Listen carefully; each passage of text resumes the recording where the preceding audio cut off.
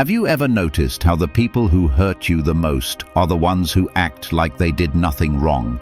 They'll lie, disrespect, betray, and then carry on as if it never happened. No apology, no ownership, just silence, distance, or worse, pretending everything's fine. But what if I told you that the strongest revenge doesn't come from shouting, exposing, or even confronting them? It comes from doing absolutely nothing. No response, no closure, just quiet, undeniable growth they can't reach and can't unsee. It's like an old teddy bear they left behind, worn, quiet, always there. They outgrew it, tossed it aside, never realizing it held pieces of their peace. But when the world turns cold and comfort is scarce, they search for that softness again, only to find it gone. That's the silent ache of losing what loved them the most, without noise, without revenge, just absence. Yes, I'm talking about the kind of power that doesn't need noise. Some people hurt you because they assume you'll crumble. They feed off the idea that you'll break, that you'll chase after answers or beg for peace. But when you don't, when you go silent and focus on your evolution instead, that's when you win, without ever raising your voice. Because the truth is, people who try to hurt you often expect one thing: your reaction, your breakdown, your need for closure. And when you give them none of it, that's when the game ends. That's when they lose the power they thought they had. So, what's the smartest way to respond to someone who hurt you without saying a single word? Stay with me until the end, because the final shift might change how you carry every betrayal from this day forward. Number 1. Outgrow them in silence. Let's talk about one of the most overlooked tactics people use when they've hurt you. They wait for you to crumble, not immediately, but slowly, quietly.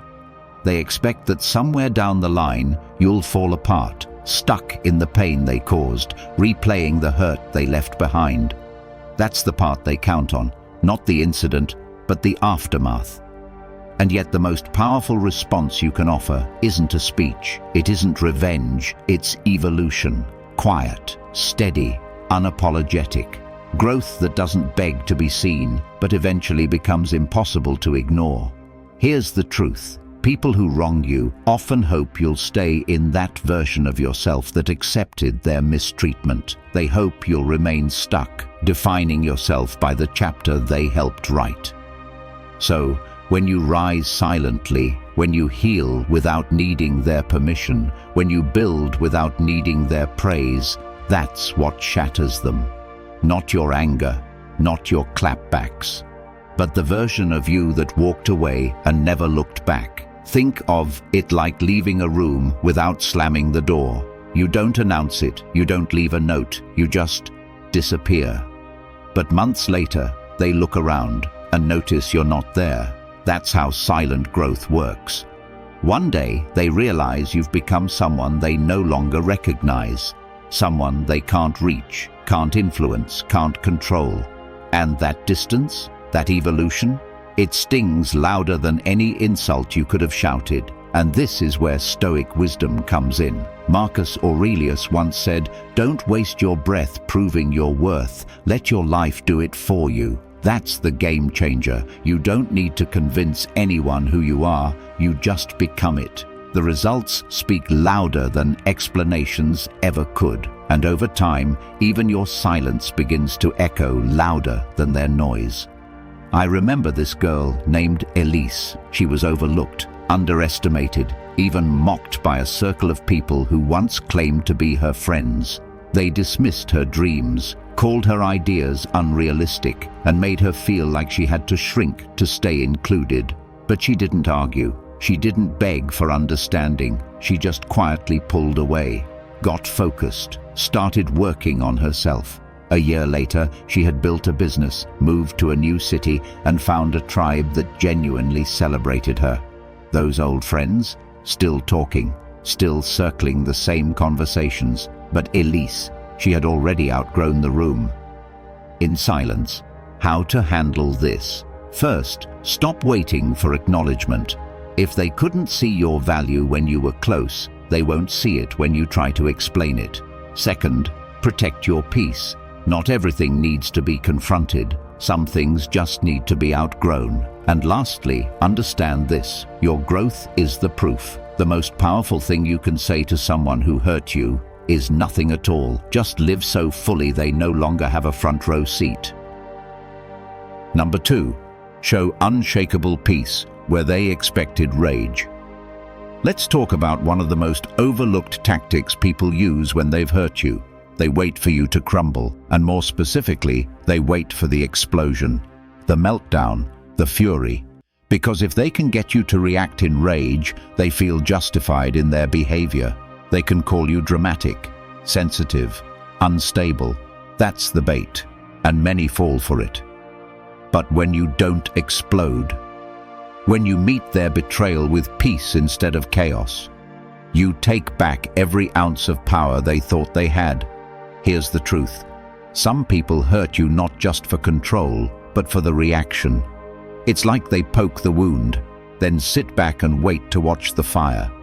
But calmness, that rattles them. When you respond with silence instead of shouting, with a steady tone instead of screaming, with grace instead of revenge, it throws them off completely, because they were counting on your breakdown, and instead they're met with composure. Think of it like a glass of water during a wildfire. Imagine someone setting a fire expecting to watch it burn. But instead of adding fuel, you pour water, slowly, quietly. You contain it. You don't match their chaos. You neutralize it. And in doing so, they realize they no longer have access to the part of you they could once provoke. That's not weakness. That's mastery. And this is where Stoic wisdom comes in. Epictetus once said, "He who angers you controls you. Refuse the leash." That line has echoed in my mind for years, because the moment you give someone the power to make you explode, you've given them control. But when you choose peace, when you refuse to hand over your emotions like weapons, you become unshakable. Calm isn't passivity, it's power. And silence isn't weakness, it's strategy. I remember a guy named Chris. Kind, reserved, thoughtful. He was in a relationship where his partner would constantly push buttons, make jabs, insult him in subtle ways, trying to get a rise. Most people would have snapped. But Chris, he never did. Not out of fear, but out of wisdom. When the relationship ended, she tried to slander him publicly, throwing insults online, twisting stories. And still, Chris said nothing, just kept showing up, working, living with quiet integrity. Over time, people started noticing the difference. The truth revealed itself, not because he defended it, but because he lived it. That's what peace looks like when it's weaponized the right way. How to handle this? First, recognize that not every insult deserves an answer. Second, remind yourself that your reaction is your reputation. The calmer you stay, the more clearly others will see the truth. And finally, master your emotions, because at the end of the day, the most powerful response to someone who tried to break you is to show them they couldn't. Let your peace be the last word.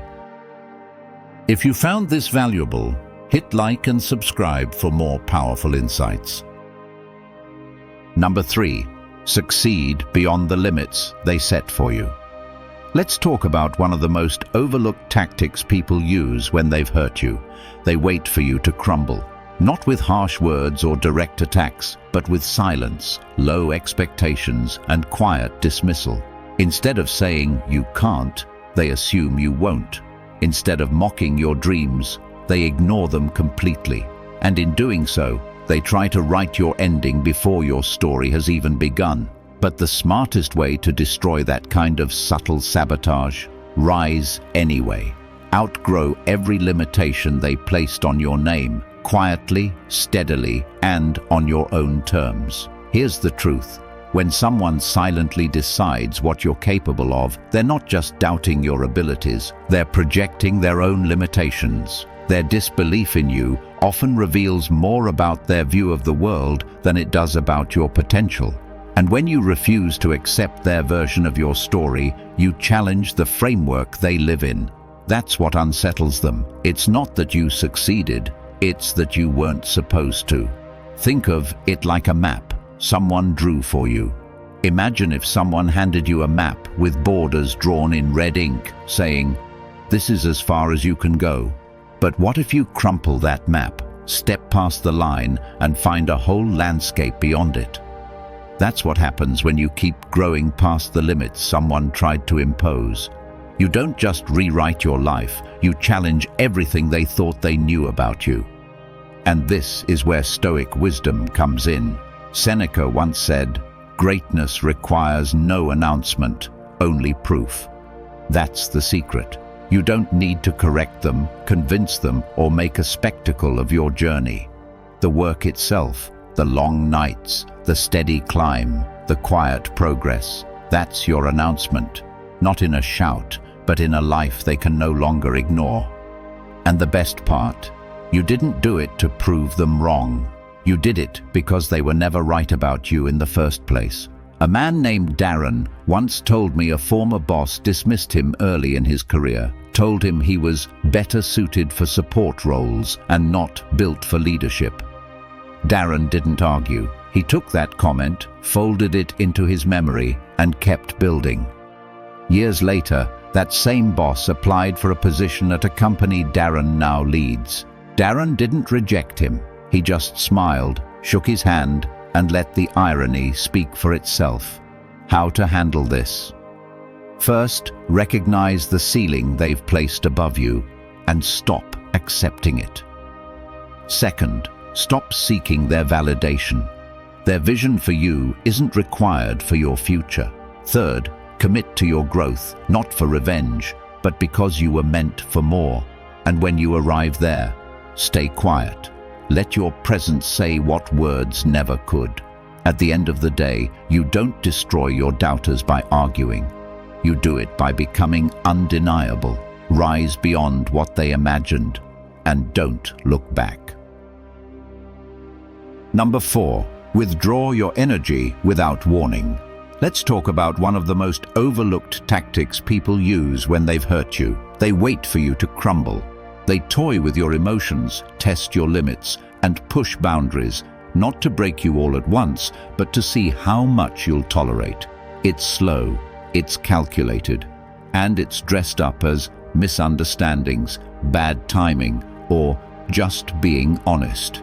They expect you to protest, to plead for clarity, to stay and make sense of the wreckage. But the most powerful thing you can do in that moment, leave quietly, completely, and without warning.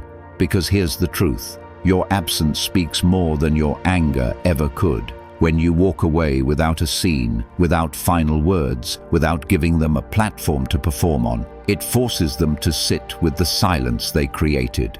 That's when discomfort sets in. They're left with questions that won't be answered, conversations that won't be completed, and attention they'll no longer receive. And that, for someone who thrived off control, is chaos.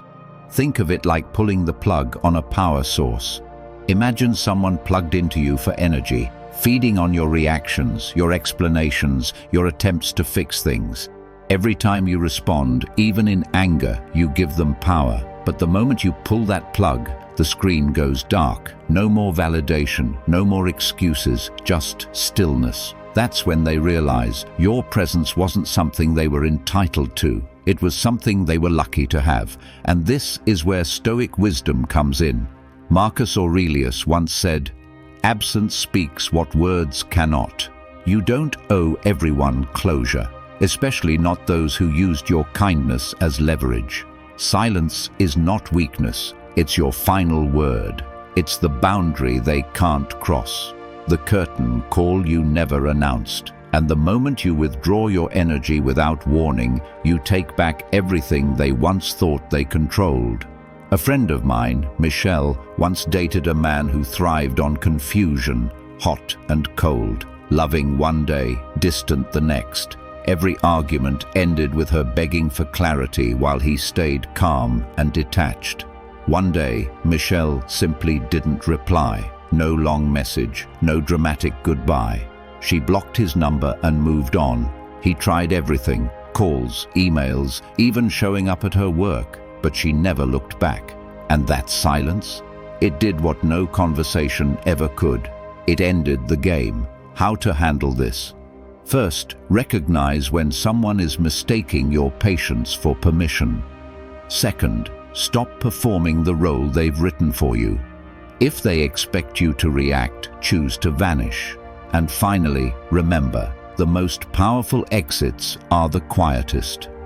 When they realize you're gone, not just physically, but emotionally, it forces them to confront the damage they caused. At the end of the day, you don't always need closure. Sometimes your disappearance is the answer. Walk away with grace and leave them in the echo of your silence.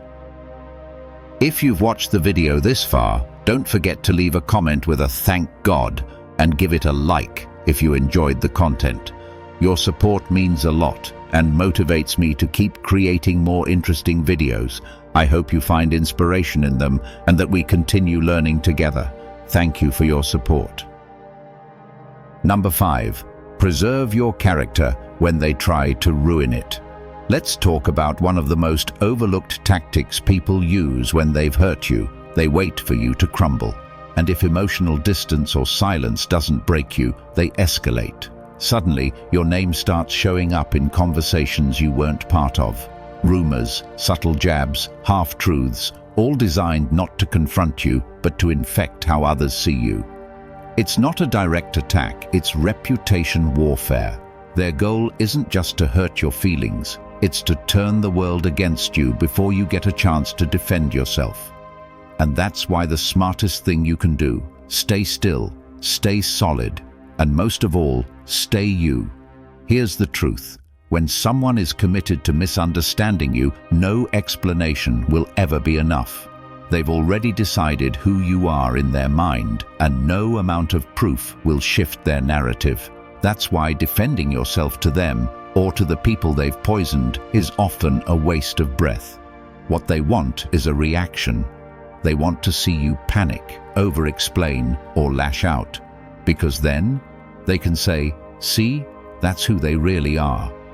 Don't give them that satisfaction. Think of it like a mud-slinging contest. The more you try to clean yourself in front of others, the dirtier you get. Every time you argue with someone who's lying about you, you enter the chaos they created. And even if you win, you walk away covered in mud. But if you let them throw the mud alone while you keep walking, eventually people notice who's clean and who's not. And this is where Stoic wisdom comes in. Epictetus once said, "Reputation is a shadow. Character is the substance." Your reputation can be bent, twisted, or stained. But your character? That's yours. Untouchable. It's built quietly, over time, through consistency. So let them talk. Let them fabricate. Because while they're busy crafting lies, you're living proof of the truth. And over time, the truth doesn't just rise, it shines. A guy named Brad told me about a time a former co-worker spread rumors about him at their job, said he was lazy, said he couldn't lead. Brad didn't argue. He kept doing his work, day in and day out. Months later, that same co-worker needed Brad's recommendation after getting laid off. Funny how the tables turn when the truth is patient. How to handle this? First, don't feed the flames. When someone slanders you, silence is often the loudest reply. Second, double down on who you are. Keep showing up with the same integrity, the same discipline, the same calm. And third, trust time. Truth walks slowly, but it always arrives. At the end of the day, your character is what echoes long after the rumors fade. Let them ruin your name if they must, but never let them touch your peace. Stay grounded. Stay you. That's how you win. Number 6. Rebuild without revenge. Let's talk about one of the most overlooked tactics people use when they've hurt you. They wait for you to crumble. They expect you to fall apart, lash out, or cling to the past so tightly that it stops you from moving forward. That's how they keep the upper hand, by staying in your mind even long after they've left your life. But here's what they don't expect: for you to rebuild, quietly, stronger. Not to prove anything to them, but because you finally realized you were worth saving, even if they never saw it. Here's the truth. Revenge is easy, it's loud, it's immediate, but it rarely gives you the peace you're really looking for. Because even when you win, you're still tethered to the person who wronged you. Your energy is still wrapped around them, and that means they still have power. Real freedom isn't about hurting them back. It's about getting to a place where they no longer matter, where their name doesn't trigger rage and their memory doesn't dim your light. Think of it like cleaning out a wound. When you get hurt, you can cover it up and pretend it's fine, or you can clean it properly. That means it stings, it takes time, but it also means healing fully. That's what rebuilding is. It's not pretending you're okay. It's choosing to face the pain head-on and letting it change you for the better. Every time you invest in your healing, whether that's through boundaries, therapy, growth, or just finally resting, you're saying, "Your damage doesn't define me." And this is where Stoic wisdom comes in. Seneca once said, "Healing is the finest revenge. Peace is the final victory." You don't have to destroy the person who hurt you, you just have to stop shrinking yourself to fit the pain they left behind. When you rise in silence, when you rebuild without needing them to notice, you win. Not just emotionally, but spiritually. Because now, your life is no longer a response to their choices. It's a reflection of your own power. I remember a woman named Jessica who went through a brutal divorce. Her ex did everything he could to smear her reputation, took jabs on social media, told mutual friends lies. She didn't fight back. She took a break from everything, worked on herself, moved to a new city, and started a business. 3 years later, she was thriving. People who had once believed the rumors started reaching out again, not because she said anything, but because her life told the truth he couldn't bury. How to handle this? First, shift the goal. It's not about revenge, it's about release. Second, use your pain as fuel, not chains. Let it push you forward, not hold you back. And finally, trust that every step toward healing subtracts from the hold they once had on you. At the end of the day, the smartest way to destroy those who hurt you is not by burning bridges, but by building something so powerful they no longer have a place in your story. That's how you win. Quietly, completely, and on your own terms. Number 7. Live with joy they can't touch. Let's talk about one of the most overlooked tactics people use when they've hurt you. They wait for you to stay broken. They count on the wound to define you. After the betrayal, the disrespect, or the quiet rejection, they expect you to spiral, to become bitter, guarded, joyless. That's how they win, not by what they did, but by what it turned you into. But what happens when you don't become what they hoped for? What happens when you choose joy anyway? That's when their power disappears. Here's the truth. Nothing unsettles someone who tried to break you more than seeing you smile for real. Not the forced kind, not the performative one, but the deep, steady kind of joy that comes from healing, from choosing yourself, from understanding that you don't need closure, apologies, or even acknowledgement to move forward. Joy after pain is rebellion. It says, you didn't win. Not because the pain didn't matter, but because it doesn't rule you anymore. Think of it like planting a garden on burnt ground. Imagine someone burns your field, leaves behind ashes, ruins what was growing. They assume nothing will ever bloom again. But you clear the soil, plant new seeds, and one day, flowers bloom. That's joy after betrayal. It's not erasing the damage, it's rising in spite of it. That kind of joy can't be faked, and it can't be touched by the person who caused the fire. They don't get to own your spirit just because they once scarred it. And this is where Stoic wisdom comes in. Epictetus once said, "The soul that refuses to be bitter is invincible." That's your power. When you stop letting pain define your personality and instead choose gratitude, stillness, and peace, you become untouchable. Not because life got easier, but because you got wiser. You stopped internalizing their actions and started protecting your energy like it was sacred, because it is. I once knew a man named Caleb. He was in a toxic relationship for years, emotionally drained, constantly gaslit. When he finally walked away, everyone expected him to become bitter or withdrawn. But he didn't. He started traveling, journaling, laughing again. He found people who genuinely supported him, and little by little, joy returned. Not because his past didn't matter, but because his future mattered more. Years later, when that ex tried reconnecting, it wasn't revenge he offered, it was indifference. That's when I realized he didn't just move on, he reclaimed joy they thought they had stolen for good. How to handle this? First, guard your joy like a treasure. It's not for everyone. Second, stop letting what they did determine how you live. Choose to laugh, choose to feel, choose to heal in ways they'll never understand. And finally, know this: the real victory isn't when they apologize, it's when you no longer need them to. At the end of the day, you don't have to prove anything. Let your joy be the answer. Let your peace be the punctuation. Because the loudest revenge isn't a comeback. It's a life so full, so joyful, so untouched by their absence. They can't help but notice they lost something they'll never get back. If you believe this video can help others, give it a like. It helps the YouTube algorithm show it to more people. And don't forget to subscribe for more awesome content coming your way. Share your thoughts in the comments. I will definitely reply.